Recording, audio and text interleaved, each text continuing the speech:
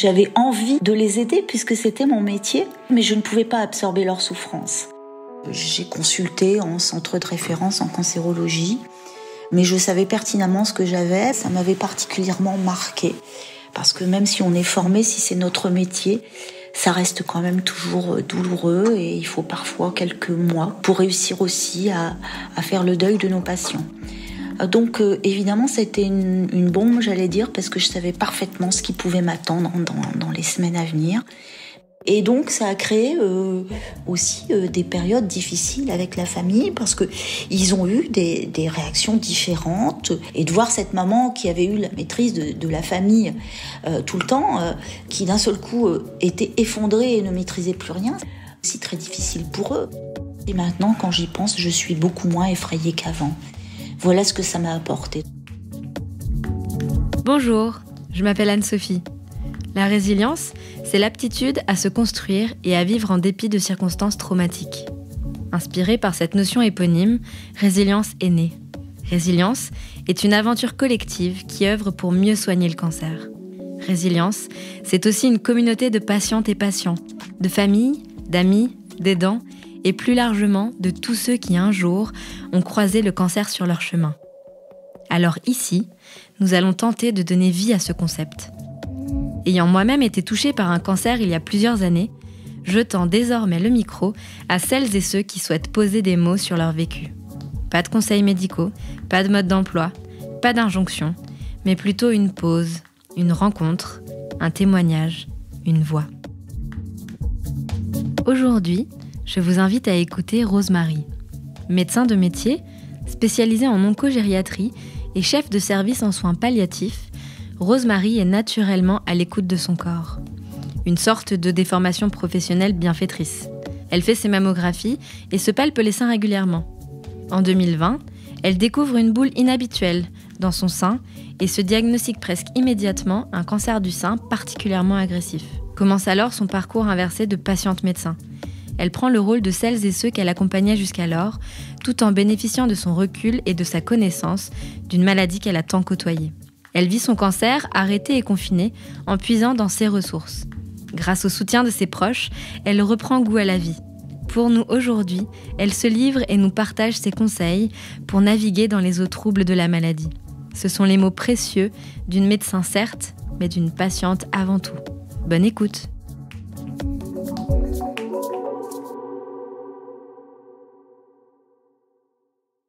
Bonjour, je m'appelle Rose-Marie, j'ai 61 ans, je suis une maman de 4 enfants et une mamie de 2 petits-enfants. Je suis médecin gériatre avec quelques petites spécificités. Je pratique l'oncogériatrie depuis quelques années. Depuis 4 ans également, j'ai pris la mission de chef de service en équipe mobile de soins palliatifs et en soins de support en cancérologie dans l'établissement hospitalier où je travaille. On va se remettre dans le contexte de situation de l'annonce, qui est toujours très anxiogène pour moi, parce que ça a été un épisode extrêmement douloureux, mais qui s'estompe un peu avec le temps, fort heureusement. Donc j'ai découvert mon cancer moi-même, alors que j'étais bien surveillée. Je faisais mes mammos comme toutes les femmes, tous les 2 ans, etc. Et pour autant, sous la douche, j'ai palpé quelque chose d'anormal dans un de mes seins, qui en tout cas ne m'était pas habituel. Alors ce que je peux passer comme message, c'est que le dépistage c'est très bien, mais c'est pas suffisant. Pour le type de cancer dont j'ai été atteinte, le dépistage est largement insuffisant parce que dans les cancers très agressifs, ça a largement le temps de pousser entre les deux. Donc il faut que la femme connaisse son corps et j'allais dire que la femme est presque plus efficace que n'importe quel examen, tout au moins quand la tumeur est palpable. Donc j'ai découvert cette petite tumeur au départ, j'ai tout de suite été interpellée. Alors je suis assez bien placée parce que mon mari est radiologue, donc c'est lui qui m'a fait ma mammographie dans des délais plus que raisonnables et puis qui m'a fait ma biopsie dès le lendemain parce que à la mammo et à l'écho, on a tout de suite vu effectivement qu'il y avait quelque chose d'anormal. Donc j'ai eu très rapidement le diagnostic de cancer et d'un cancer particulièrement agressif. J'ai consulté en centre de référence en cancérologie. Mais je savais pertinemment ce que j'avais, puisque effectivement dans mon métier, je participais aux réunions de concertation pluridisciplinaires tous les mercredis en cénologie. Et donc je connaissais bien, même si je suis pas cancérologue, je connaissais bien ce type de cancer, l'évolution, les traitements, etc. Et puis il se trouve aussi que j'avais accompagné une patiente très jeune qui était décédée de ce cancer dans les mois qui précédaient, et ça m'avait particulièrement marquée, parce que même si on est formé, si c'est notre métier, ça reste quand même toujours douloureux, et il faut parfois quelques mois pour réussir aussi à faire le deuil de nos patients. Donc évidemment, c'était une bombe, j'allais dire, parce que je savais parfaitement ce qui pouvait m'attendre dans les semaines à venir.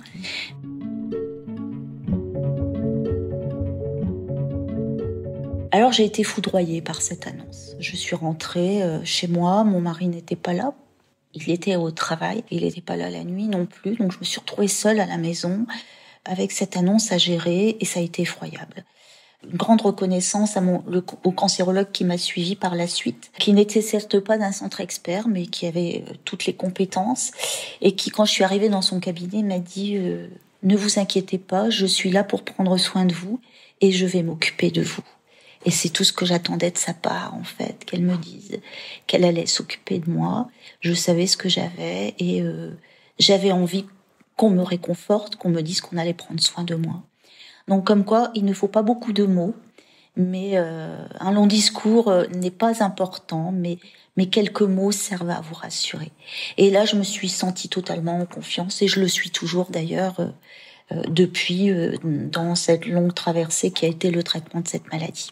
La confiance avec le médecin, effectivement, a été très importante pour moi. Je dirais pas seulement en termes de compétences, dans la relation. Parce que pour moi, ça fait corps. Et je pense que ça reflète de la part de mon métier, où on est quand même en gériatrie dans une prise en charge très globale, et avec des connaissances médicales, mais aussi au-delà de réadaptation, de psychologie, etc. Et en soins palliatifs aussi. Et pour moi, ça faisait tout son sens me concernant.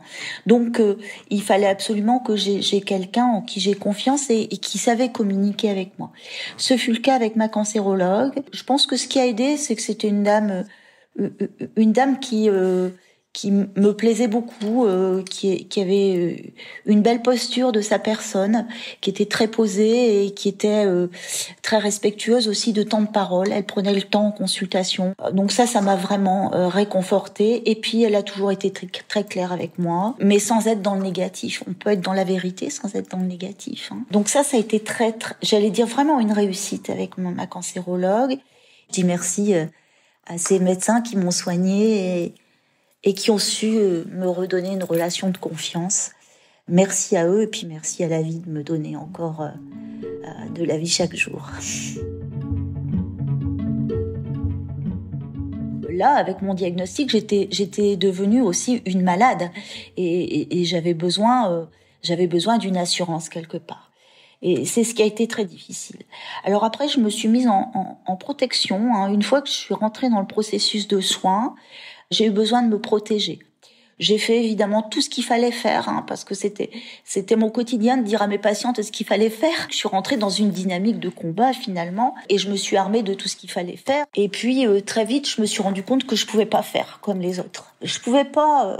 En plus, on était encore dans la période de Covid, dans une fragilité. Donc ça aussi, ça m'a beaucoup effrayée, parce que j'ai vécu isolée pendant toute ma chimiothérapie. Les conséquences ont été terribles, quoi. Voilà, les salles d'attente, c'était particulièrement difficile pour moi d'entendre les gens qui parlaient à côté de moi et qui parlaient de leur maladie. J'arrivais pas à les écouter parce que j'avais besoin de me protéger, parce que j'avais envie de les aider puisque c'était mon métier, mais je ne pouvais pas absorber leur souffrance. La mienne était trop lourde. Et puis je savais aussi, de par mes compétences, la gravité de leur maladie. Et on se rend compte quand on est dans une salle d'attente que tout le monde n'a pas toujours conscience de la gravité, et que j'avais pas envie de jouer un rôle qui ne m'appartenait pas finalement, puisque j'étais pas là pour ça. Et c'était douloureux pour moi aussi de ne rien pouvoir faire dans les discussions, de ne pas parce qu'il y avait aussi des personnes en souffrance dans ces salles d'attente, des patients en souffrance. et je ne pouvais rien faire. Et donc, il fallait aussi que je me protège de ça. Donc, j'avais par habitude de prendre mon iPhone, mes écouteurs ou ma tablette, et puis pendant la chimio, pendant les temps d'attente, je m'isolais totalement et je refusais de communiquer avec les autres personnes.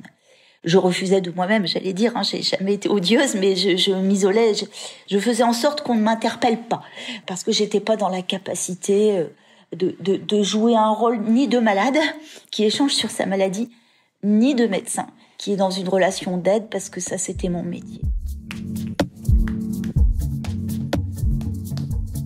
Moi, je m'attardais régulièrement devant mes patients ou mes patientes en me disant « mais qu'est-ce qu'ils sont beaux !»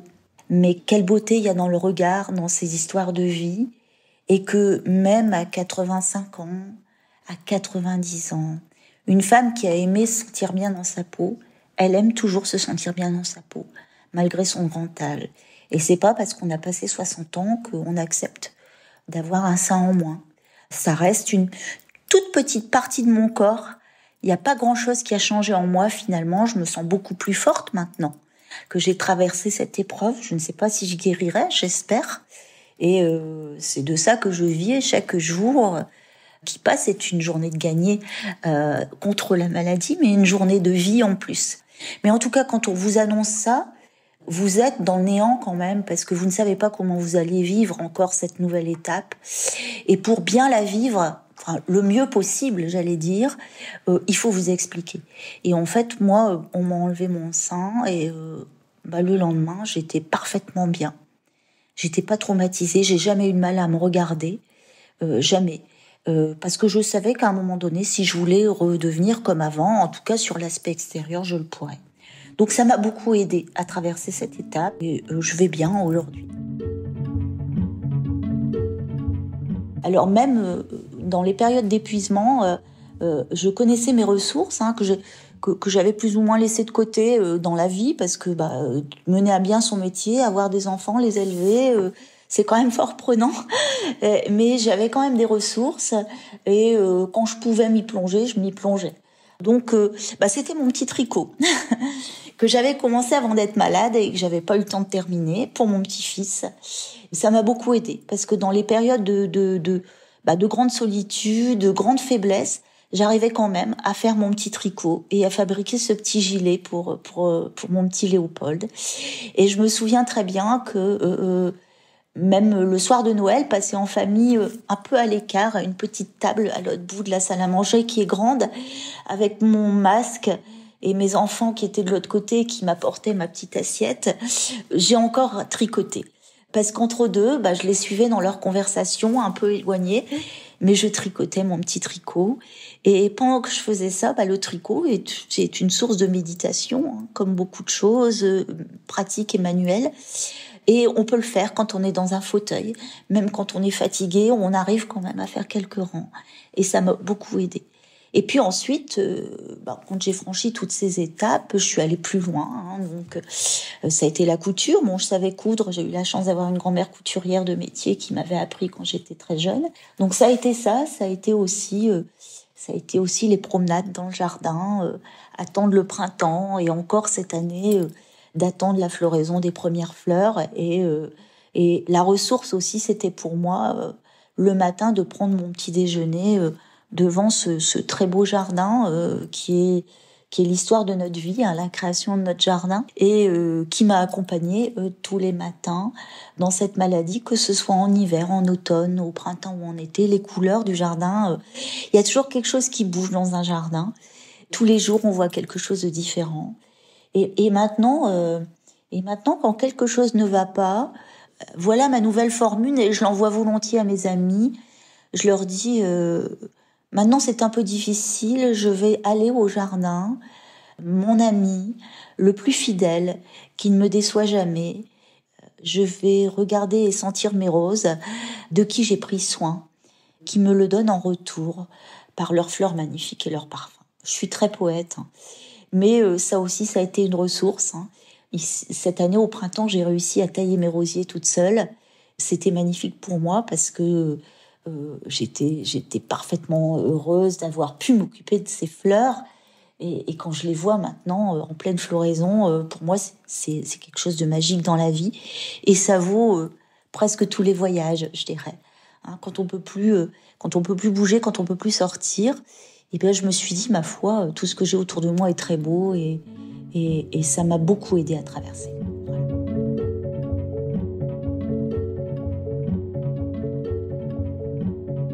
J'ai beaucoup parlé de mes ressources personnelles, hein, dans mes moments de solitude, parce qu'il y en a, hein, la famille peut pas toujours être présente, mais qu'évidemment la famille est très importante, hein, quand on traverse cette épreuve, elle est très importante, mais il faut comprendre aussi que c'est un bouleversement pour eux et dans leur vie. Alors ça a été très très dur aussi parce que cette annonce, ils l'ont vécue aussi avec tous leurs questionnements et leurs interrogations. Et ça, je ne l'ai pas compris tout de suite au début. C'est-à-dire, ils ont tous eu des réactions totalement différentes, en fait, en fonction de leur personnalité. Et j'arrivais pas à analyser ça parce que j'étais malade. Et j'ai pas réussi, à cette période-là, à me mettre de l'autre côté, à cette période-là, de redevenir un peu le médecin d'accompagnement qui a travaillé des années avec des psychologues, donc qui a appris aussi de ce corps de métier si particulier et si précieux que sont les psychologues. Donc moi qui avais appris aussi à lire à travers les lignes, là je n'ai pas pu le faire parce que j'étais malade. Et donc ça a créé aussi des périodes difficiles avec la famille parce que ils ont eu des réactions différentes. Et de voir cette maman qui avait eu la maîtrise de la famille tout le temps, qui d'un seul coup était effondrée et ne maîtrisait plus rien, c'était aussi très difficile pour eux. Parce que j'avais beaucoup la maîtrise. Hein. J'étais une mère de famille et j'avais la maîtrise de ma cuisine, de la table, de faire les repas de famille, etc. Et d'un seul coup, tout s'effondre. Donc, chez un de mes fils, ça a été particulièrement difficile au départ. Et je lui dis un jour, mais tu ne m'appelles plus jamais Mamounette. Et il me dit, maman, je ne peux plus. C'est trop difficile pour moi. Je ne tiendrai pas le coup si je t'appelle toujours comme ça. Et c'est par cette phrase que j'ai compris sa grande souffrance. Et lui s'est investi, quand il a passé le choc, j'allais dire, quand il a passé cette période très difficile là, de l'acceptation de la mauvaise nouvelle, il s'est investi dans la cuisine. Donc c'est un garçon qui savait déjà très bien cuisiner et donc il a été le premier à dire bon je vais m'occuper de la cuisine et il nous a fait le repas de Noël effectivement. Je vais pas vous dire le menu mais c'était assez extraordinaire, digne d'un restaurant, d'un très très bon restaurant gastronomique. Et il a pris cette place dans la maison. Il a trouvé du travail pas très loin et il est resté à la maison pendant 6 mois. Parce il avait fini ses études d'ingénieur. Donc lui, ça a été sa façon de m'aider. J'ai une autre fille qui, elle, sa façon, c'était d'être là le plus possible. Donc elle prenait des congés, elle se mettait en télétravail. Après mon intervention, elle a posé des congés pour venir avec moi. Elle était très présente. Enfin, elle a été peut-être plus présente que mon autre fille aînée, qui elle avait un petit garçon, donc c'était plus compliqué, puis qui vit à l'étranger, et avec qui on communiquait moins sur la maladie. On n'a jamais quasiment communiqué, parce qu'en fait, je pense qu'elle n'arrivait pas à supporter. Donc chacun a eu sa phase totalement différente. Donc avec Clémence, pour la citer, on parlait de la maladie. Elle me posait des questions. Avec Juliette, on n'en parlait pas. C'était différent. Elle m'envoyait des cadeaux par la poste. Donc Louis, c'était les repas, c'était le bien manger, parce que fort heureusement, j'ai toujours gardé un bon appétit. Et enfin, Rémi, c'est pas mon dernier, c'est un jumeau de Louis, et qui est totalement différent, et lui est médecin. Donc il venait de passer son internat de médecine, et c'est un garçon brillant, il a terminé 2e à l'internat à Lille.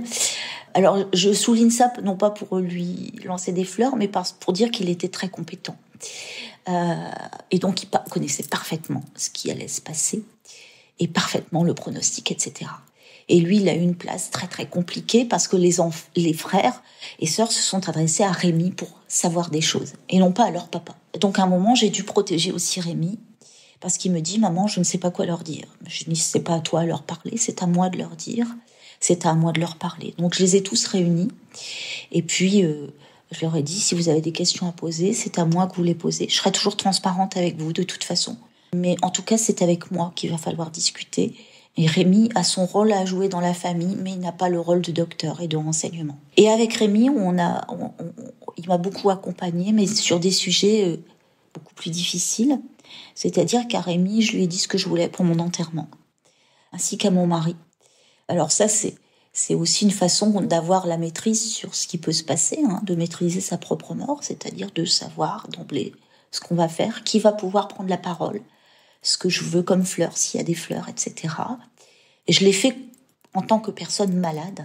C'est beaucoup plus tard que j'ai analysé ça. Je me suis dit, mais c'est effrayant ce que je leur ai dit. Mais en fait, je me suis dit, mais évidemment, j'ai fait comme tous les patients. J'ai voulu avoir une maîtrise sur quelque chose, c'est-à-dire la maîtrise sur ma vie et sur ma mort. Et puis, ça a été très riche parce qu'en tant que jeune interne, il a été amené à prendre des gardes et à prendre en charge des fins de vie. Et on a beaucoup échangé à ce sujet. Il m'a demandé, je ne sais pas quoi dire aux familles, maman, on nous a pas beaucoup appris. Et on a beaucoup échangé sur le sujet et on a beaucoup échangé sur la mort aussi. Il me disait, il y a très peu de temps, là, il y a 15 jours de ça, où on était à table avec les frères et sœurs après le mariage de sa sœur, et il disait devant les autres, quand même assez extraordinaire, à 25 ans, il disait, maman, c'est ce que ça a apporté, ta maladie, c'est qu'on ait abordé ensemble des sujets très difficiles. Je ne m'étais jamais imaginé pouvoir parler de la mort qu'on a pu le faire. Pour moi, c'est quelque chose qui m'effrayait. Paradoxalement, j'ai acquis maintenant une espèce de sérénité vis-à-vis de ça, et j'ai une espèce de soulagement. Ça s'est fait tranquillement, sans que je m'en rende compte. Et maintenant, quand j'y pense, je suis beaucoup moins effrayée qu'avant. Voilà ce que ça m'a apporté. Donc vous voyez, c'est des nouvelles toutes récentes que je vous donne de ce cheminement de la famille à travers cette maladie.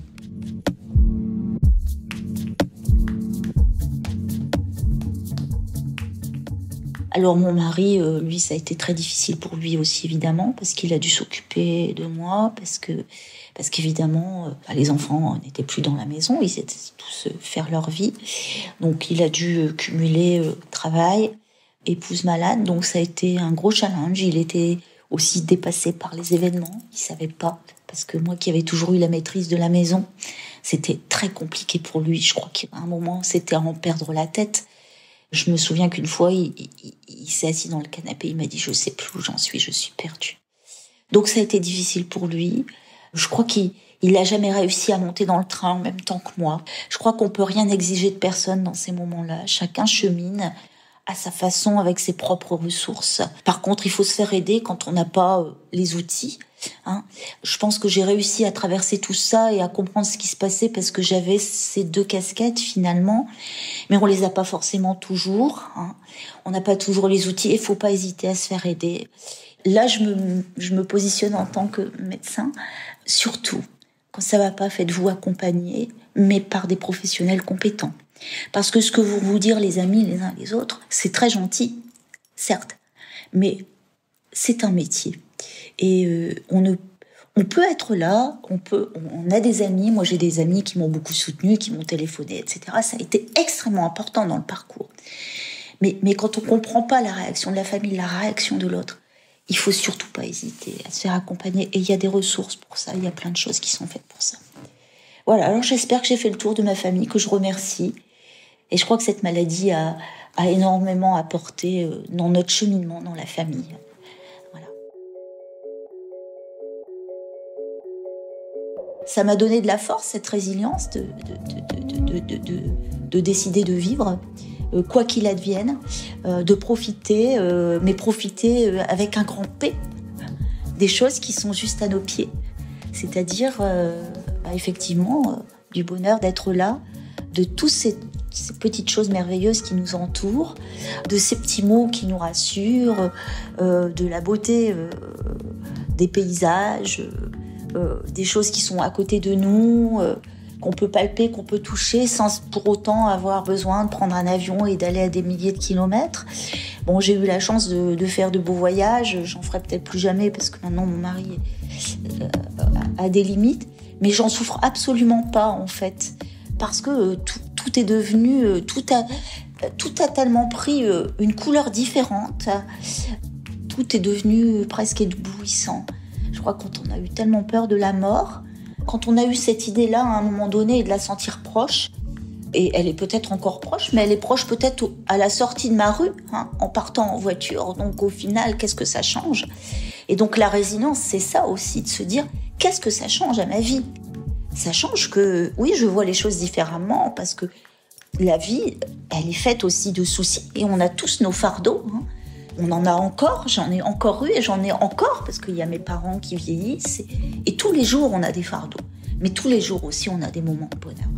Tous les jours, quand on boit son café, qu'on écoute de la musique, qu'on déguste une bonne confiture, si on a pu la faire maison, c'est encore mieux, et faire de la confiture avec les fruits du jardin ou la rhubarbe, ou si on n'en a pas dans le jardin, on peut en acheter. Ça aussi, c'est un vrai bonheur, quoi.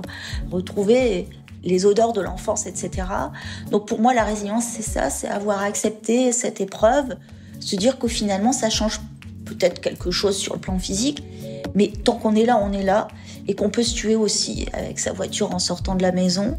Donc ce qui change, c'est surtout, il faut aimer la vie telle qu'elle se présente à nous, et prendre toutes les bonnes choses qui se présentent à nous, qui sont souvent bien justement à côté de notre porte, et dont on n'a pas pris conscience auparavant. Et ça, il faut le faire sans être malade, en fait. Il faut le faire au quotidien.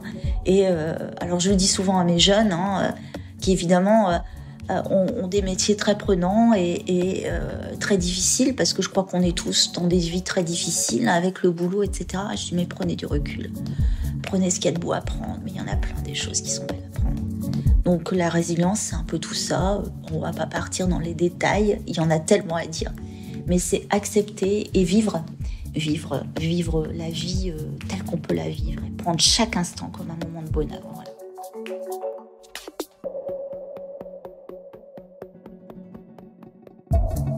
Quelle belle définition de la résilience que celle proposée par Rose Marie. Comme elle, je vous souhaite de trouver dans votre quotidien ces petits riens qui nous font aimer la vie telle qu'elle se présente à nous.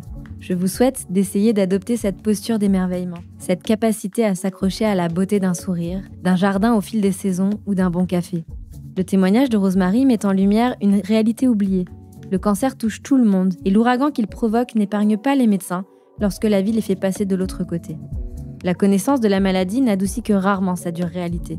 Au-delà du corps, au-delà de la santé, au-delà de la peur, c'est toute une vie qui est bouleversée. Une dynamique familiale qui doit se remodeler. En parler, ou parler de tout sauf de la maladie, prendre soin d'autrui à travers la cuisine, être présent. Les proches, eux aussi, cherchent leur place, à tâtons parfois. Finalement, nous avons assisté au processus de résilience au sein du cocon d'une famille et à la naissance d'un nouveau cheminement qui commence pour elle.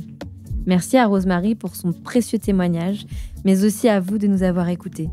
Si vous aussi vous avez croisé le cancer sur votre chemin, Résilience est une application pour aider chacun à mieux vivre le cancer au quotidien et vous accompagner sur le chemin de la résilience. Rejoignez le mouvement et rendez-vous très vite pour un nouvel épisode.